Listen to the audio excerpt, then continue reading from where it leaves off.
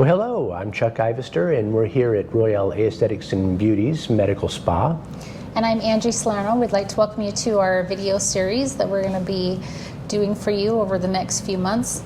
And we hope you find these videos educational and informative. And let's go to our next video. Thank you. Let's roll. Well, hello, we're here at Royale Aesthetics and Beauty, the new med spa on Riverdale Road. And I'm Chuck Ivester, the medical director of the spa, one of the owners as well as one of the providers here. And we have... I'm Angie. I'm one of the providers here at Royale Aesthetics and Beauty also. Well, great. Well, Angie, tell me a little bit about how Royale came to be. What made you want to get into the aesthetics business, and what inspired you to create this beautiful med spa? I don't think I can tell you exactly the whole story to wanting to open a med spa, but I do know that at least 10 years ago I became interested in aesthetics as I was in anesthesia school and started getting injections myself as I worked at a plastic surgery center. And then a couple years ago we kind of came up with the idea to learn and grow and form a med spa, and along came Royale Aesthetics and Beauty. Yeah, I think for me it was a dream that was somewhat created after meeting Angie. We had both been in medicine and known each other for quite a few years. I've always been interested in procedures, medical procedures. I've pretty much done that my whole life, working as an internal medicine doctor, a critical care doctor, and back in my days doing research where I operated on small animals and that sort of thing. I've always enjoyed the procedural aspects of medicine, and medical aesthetics is sure full of some procedures, a lot of new procedures, emerging technologies, and that's been my interest in it. So how about the personal side of medical aesthetics? What draws you to the, to the clientele that come through the doors every day here at Royale?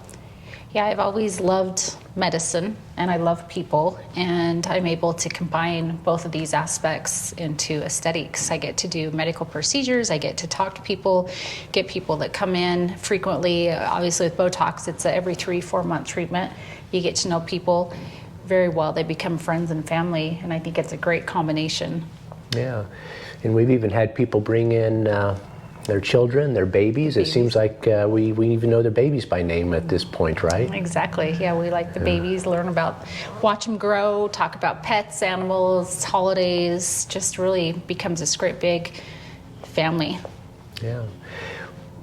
You mentioned that you're a CRNA. What is a CRNA, and how has that prepared you to be, a clinician here at Royale in the aesthetics industry? Yeah, so CRNA is a certified registered nurse anesthetist. It's an advanced practice registered nurse. I was an intensive care nurse and operating room nurse for over 10 years before I went back and did anesthesia school. And then my anesthesia training, I think, really helped me to be prepared to do aesthetics, as I learned a lot of procedures, really inteled pharmacology, pathophysiology, anatomy in my training. Anesthesia school helped me to be prepared to do these injections. And why is anatomy important when you're doing aesthetics? It's you're putting needles and doing other procedures in people's faces and bodies. Is there a downside to not really knowing? Yeah, you've got to know how the musculature works, number one, when you're doing the botox treatments, where you're putting the injections. There's a lot of arteries, veins within the face, a lot of nerves, and those things we need to know where those are as we're doing injections, make sure we're not actually causing any harm to people, and that we're putting things in the right field where they're gonna look perfect, and do our best to really enhance people without injury. Yeah, so is aesthetics a science or is it an art? Yes and yes. Okay.